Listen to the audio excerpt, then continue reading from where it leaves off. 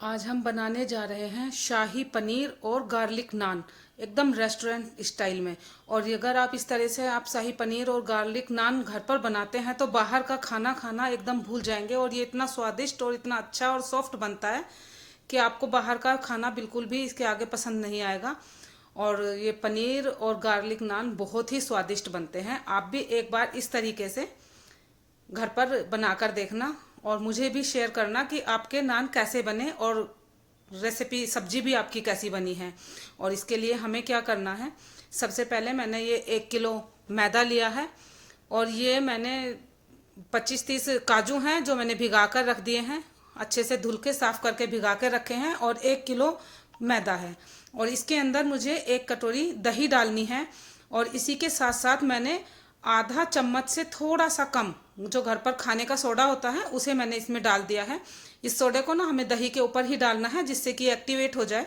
और इसे अच्छे से मिलाते हुए और हल्का सा गुनगुने पानी से, क्योंकि सर्दी है तो हम इसे ठंडे पानी से नहीं मांडेंगे और इसे हल्के से गुनगुने से एकदम नॉर्मल टेम्परेचर वाला पानी लेंगे और उससे मांड कर एकदम सॉफ्ट डो तैयार कर लेंगे।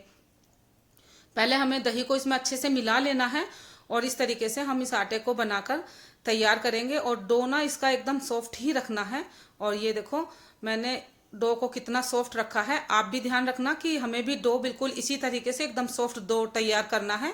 और इसे मानकर हम 2 घंटे के लिए रख देंगे, क्योंकि इस आटे को ना अगर नान हमें सॉफ्ट और एकदम फूले फूले और अच्छे बनाने हैं तो इसे 2 घंटे का रेस्ट देना बहुत ज़रूरी होता है। और मैंने ये केसरोल लिया है और इसमें मैं चारों तरफ अच्छे से रिफाइंड ऑयल लगा दूंगी। आप घी भी लगा सकते हैं। और इसे अच्छे से लगाना ज़रूरी है, नहीं तो हमारा जो मैदा है वो इसमें चिपक जाएगा। और इसे ऑयल को लगाकर जो हमारा मैदा है और इसमें हाथ पर थोड़ा सा और ऑयल लेके और इसे अच्छे से गूंथ कर एकदम सॉफ्ट और चिकना डो तैयार कर दूंगी। थोड़ी देर रेस्ट पर रखने के बाद ये एकदम इस तरीके से ना बिल्कुल एकदम चिकना हो जाता है। और इसे हमें कैसरोल में रखकर, ये देखो एकदम चिकना और सॉफ्ट डो बनकर तैयार हुआ है। अब हम इसे 2 घंटे के लिए रेस्ट पर रख देंगे। इसे ना रेस्ट पर रखना बहुत ज़रूरी होता है। अगर आपके घर में कहीं पर हल्की सी धूप आ रही है तो आप इसे धूप में भी रख सकते हैं, और नहीं तो आप इसे कैसरोल में बंद करके रख दो तो उससे भी ये बहुत ही अच्छा सॉफ्ट हो तैयार होता है। और अब हमें थोड़ा सा ऑयल इसके ऊपर से लगाना है और इसे टाइट करके बंद कर देना है। अब जो ये मैदा है ये मैंने और ये मेरे काजू, इन दोनों को मैं 2 घंटे के लिए रख देती हूँ। और तब तक जो हमारा और सामान है मैं अपने शाही पनीर बनाकर उसकी तैयारी शुरू कर देती हूँ। इतने वो रेस्ट पर रहेगा और तब तक मेरे और काम भी सब खत्म हो जाएंगे और साथ साथ सारा सामान बनकर तैयार हो जाएगा। मैंने आधा किलो टमाटर लिए हैं जो धुलकर साफ करके मैंने चौकोर चौकोर काट लिए हैं। और इसमें मैंने आधा चम्मच, 1 चम्मच के करीब मैंने इसमें थोड़ा सा ऑयल डाला है और आधा चम्मच नमक और बिल्कुल थोड़ा सा पानी डालकर हम इसे गैस पर उबलने के लिए रख देंगे। और जब तक ये 15 मिनट में हमारा ये टमाटर एकदम सॉफ्ट हो जाएगा, ढक के रख देंगे। और जब ये टमाटर सॉफ्ट हो जाएगा तो ठंडा होने के बाद हम इसे बारीक पीस कर पेस्ट तैयार कर लेंगे। और तब तक हमें क्या करना है, मैंने 3 से 4 हरी मिर्च ली हैं, 8-10 कली लहसुन की ली हैं और थोड़ा सा मैंने 1 टुकड़ा अदरक का जो मैंने धुलकर साफ कर कर छील कर रखा हुआ है। इस तरीके से इन्हें लेकर हमें एकदम बारीक पेस्ट बनाकर तैयार करना है। और मैं इन्हें सिल पर पीस रही हूँ। और मैंने 4 से 5 प्याज भी काट कर रखी हुई हैं। इनसे हम ब्राउन प्याज बनाकर तैयार करेंगे। और इस तरीके से मैं इन्हें पीस कर तैयार करूंगी। और ये जो अदरक और लहसुन है आप चाहो तो बारीक बारीक काट कर भी डाल सकते हो, पर ऐसा होता है कि बच्चे जो है ना अदरक और लहसुन का टेस्ट पसंद नहीं करते और जब मुंह में आता है तो उन्हें बिल्कुल भी अच्छा नहीं लगता। तो आप कोशिश करना कि लहसुन, अदरक और हरी मिर्च इनको पीस कर पेस्ट बनाकर ही इसमें डालें, तभी ये भुनने के बाद बहुत स्वादिष्ट लगता है और पता भी नहीं चलता और बच्चे भी इसे आराम से खा लेते हैं। और इसके बाद मैंने जो ये प्याज ली थी इन्हें इस तरीके से एकदम बारीक बारीक, आप या तो जो आलू चिप्स बनाने वाला होता है उससे आप इन्हें कर लेना, ये एकदम बारीक बनकर तैयार होती हैं। और नहीं तो आप चाकू से भी इन्हें एकदम बारीक बारीक काट कर तैयार कर सकते हो। और एक पैन में एकदम हाई तेज गरम तेल तक चढ़ाना है और उसके बाद जब हमारा तेल खूब अच्छे से गरम हो जाए हम इन्हें प्याज को इसमें डाल देंगे। और थोड़ी देर इन्हें फ्राई होने के बाद हम अलटते पलटते हुए एकदम चलाते हुए हम इन्हें ब्राउन कलर तक होने तक एकदम क्रिस्पी, जब ये ब्राउन कलर की हो जाएंगी तब तक हमें इन्हें सेकना है। और ये ब्राउन प्याज आप चाहो तो घर पर भी इस तरीके से आप बनाकर तैयार कर सकते हो। और अगर आपको बहुत जल्दी है और आपको ये सब नहीं बनाना है तो ये रेडीमेड मार्केट से भी ब्राउन प्याज आप कहकर ला सकते हैं, ये आराम से मिल जाती हैं। और इस तरीके से ये देखो एकदम गोल्डन हो गई हैं और ये बहुत ही क्रिस्पी और बहुत ही अच्छी बनकर तैयार होती हैं। और इनसे ना हमारे पनीर का जो ग्रेवी है वो बहुत ही स्वादिष्ट और बहुत ही अच्छी और अलग तरीके का पनीर बनकर तैयार होता है। आप भी एक बार इस तरीके से पनीर बनाकर देखना। और जितनी मैंने प्याज कसी थी, ये आधा किलो के करीब प्याज है, मैंने इन सबको इसी तरीके से ब्राउन कलर का होने तक फ्राई करके रख लिया है। और ये जब तक ठंडी होती हैं, अब हमें क्या करना है कि हमें एक पैन में थोड़ा सा 2 चमचा तेल चढ़ाना है। हम इसमें साथ साथ आधा 1 चम्मच जीरा डालेंगे, 2 तेज पत्ता, 1 बड़ी इलायची, 3 से 4 काली मिर्च। और जब ये हमारी अच्छे से भुनकर तैयार हो जाएंगी तो जो हमने अदरक, लहसुन और हरी मिर्च का पेस्ट बनाकर तैयार किया था उसे हम इसमें डाल लेंगे। और इसे डालने के बाद हमें इसे बहुत अच्छे से भूनना है। और जब ये हमारा पेस्ट एकदम गुलाबी, एकदम गोल्डन कलर का हो जाएगा तभी हमें इसमें और सामान डालना है, क्योंकि लहसुन और अदरक को अच्छे से भूनना जरूरी है, नहीं तो इसमें से हल्की हल्की सी कच्चेपन की आती है और उससे टेस्ट खराब हो जाता है। और जब ये हमारा अच्छे से भुन जाएगा तो हमें साथ ही साथ इसके अंदर 1 चम्मच डेगी मिर्च डालनी है। डेगी मिर्च भी डालनी बहुत ज़रूरी है, इससे ना हमारे शाही पनीर का जो कलर है वो इसी से बहुत अच्छा आता है। और जो मैंने टमाटर उबाल कर रखे हुए थे ये ठंडे हो गए थे, उसके बाद मैंने इन्हें पीस लिया था, बारीक पेस्ट बना तैयार किया था। और अब मैंने उसे इसके अंदर डाल दिया है। और अब हम इसे चलाते हुए तब तक चलाएंगे जब तक कि इसमें बहुत अच्छे से उबाल ना आ जाए। और इसके बाद हमें इसके अंदर और सारा सामान डालना है। ये देखो इसमें एकदम उबाल आ गया है और इसने ना ग्रेवी ने तेल को छोड़ना शुरू कर दिया है। और इसमें बिल्कुल आधा चम्मच हमने डालना है हल्दी पाउडर, 1 चम्मच लाल मिर्च पाउडर और 2 चम्मच हम इसके अंदर धनिया पाउडर डालेंगे। और इसी के साथ साथ इसमें हमें डालना है 1 चम्मच शाही पनीर मसाला। इससे हमारे पनीर में बहुत अच्छा अलग तरह का फ्लेवर आता है। बस इतने ही मसालों से हम इतना स्वादिष्ट पनीर बनाकर तैयार करेंगे, इसमें और ज़्यादा कुछ नहीं डालना। और ये देखो जब ये अच्छे से एकदम उबल खद्दा लग जाएगा तो इसके बाद में ना मैंने ये मावा है जिसे खोया बोलते हैं, आप बाजार से रेडीमेड भी ले सकते हैं, मैंने इसे घर पर ही बनाया था।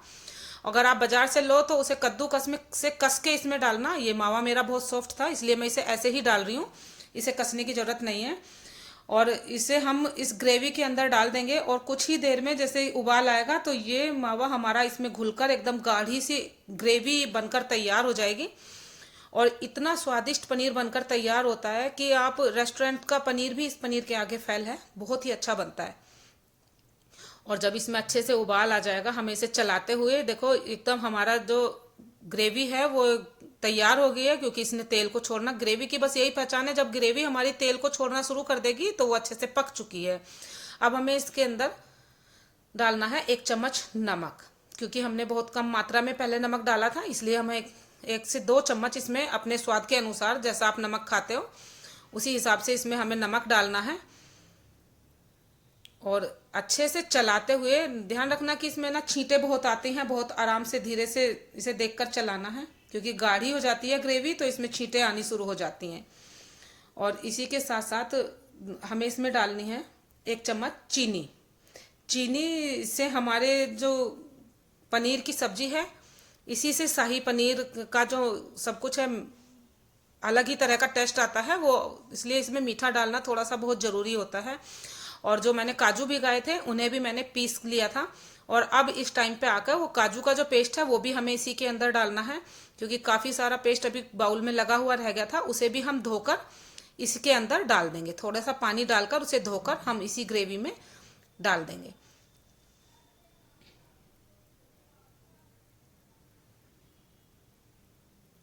और अब हमें इसमें फिर से एक उबाल आने तक इसे चलाना है, चलाते रहना, नहीं तो क्या नाम जो, क्योंकि ये बहुत गाढ़ी होती है तो नहीं ये लग जाती है नीचे, इसलिए इसे बार बार चलाते रहना है, ऐसे ही नहीं छोड़ना। ये देखो एकदम गाढ़ी गाढ़ी हमारी ग्रेवी बनकर तैयार हुई है। अब हमें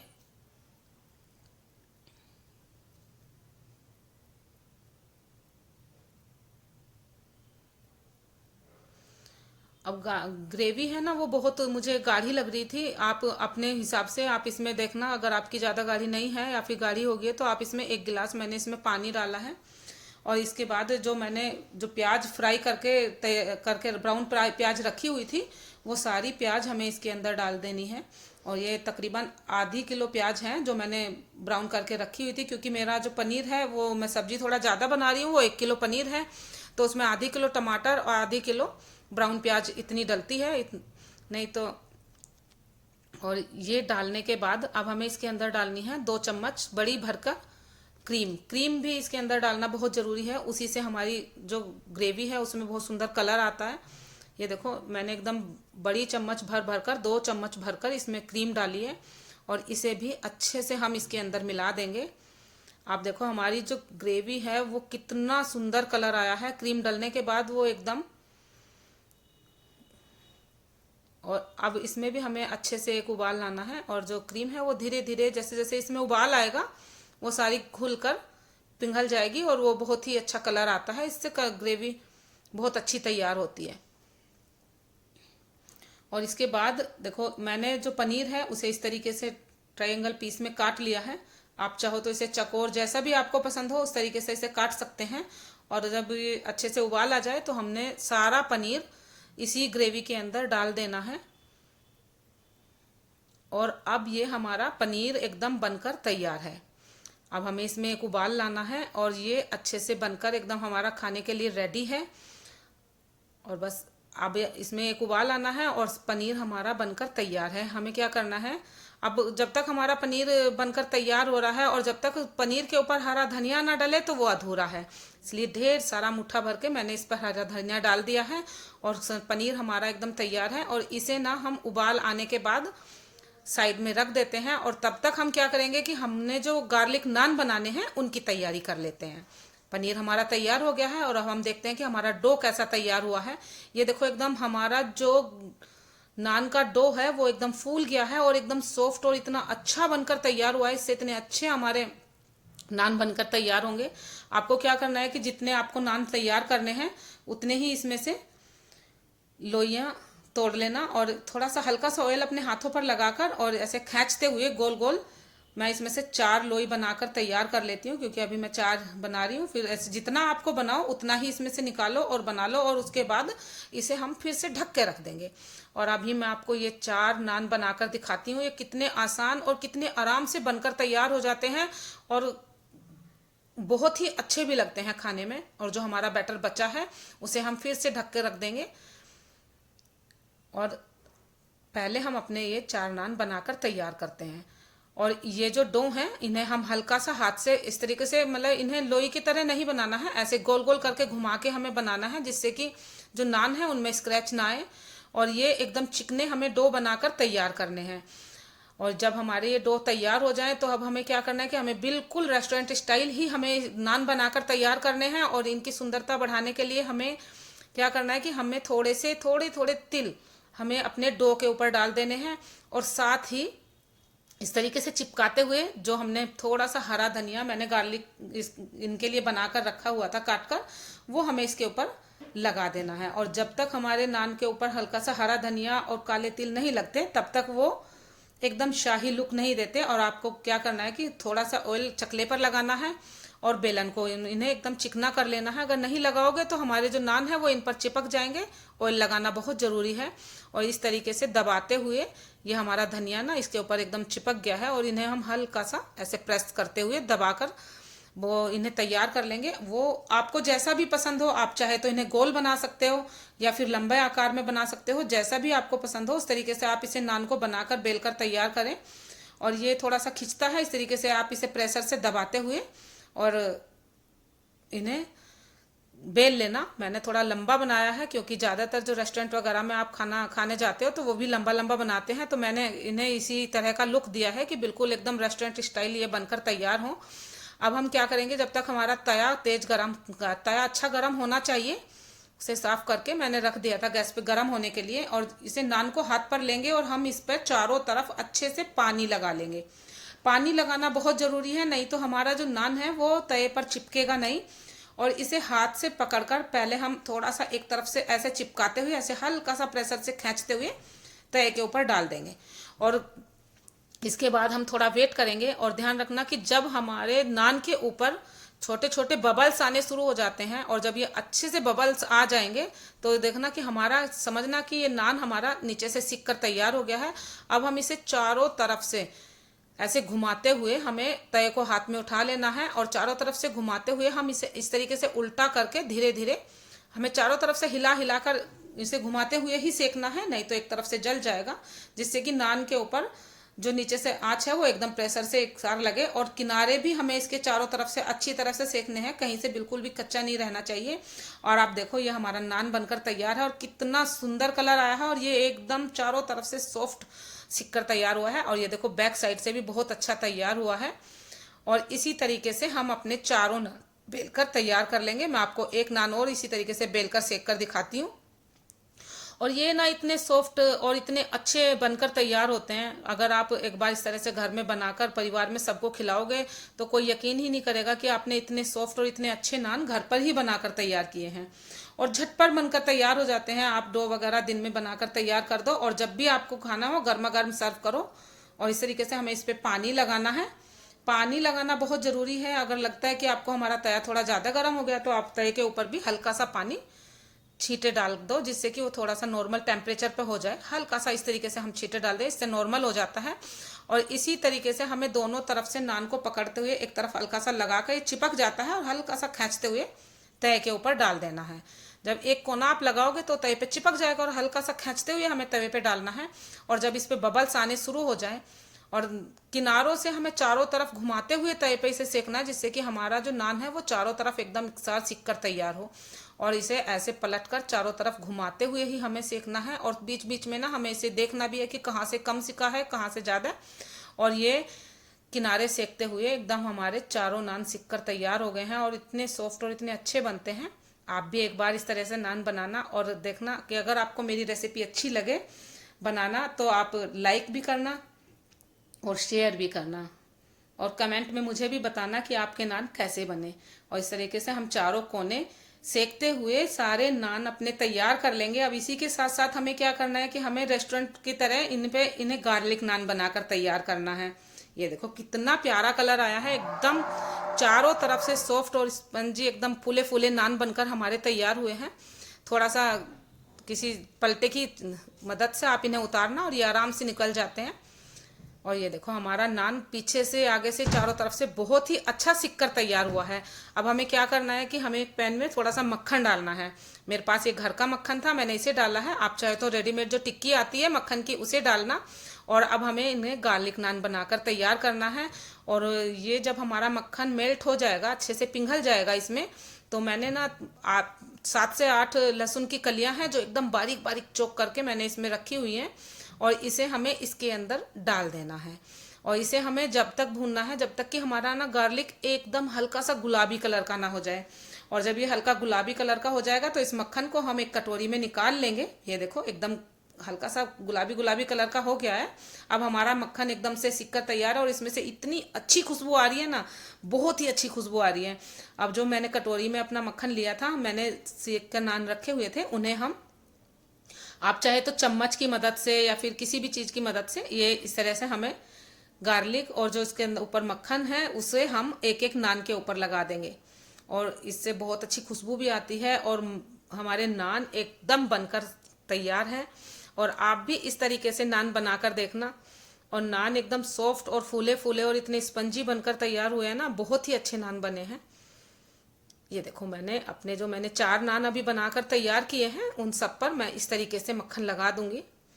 और ये हल्का हल्का सा गार्लिक भी इसके ऊपर लगा है, और खाने में जो इसका टेस्ट है ना, क्योंकि ये भुना हुआ है, कच्चा नहीं है, तो इसमें से स्मेल भी नहीं आती, और बहुत ही अच्छा लगता है खाने में। और अगर आप लहसुन नहीं खाते हैं तो खाली मक्खन भी इसके ऊपर लगा सकते हैं, गार्लिक नहीं लगाना। तो ये इसी तरीके से, ये देखो हमारा शाही पनीर और गार्लिक नान बनकर तैयार हो गया है। और आप भी इस तरीके से ये रेसिपी बनाकर देखना, और मुझे बताना, शेयर करना कि आपको ये रेसिपी कैसी लगी।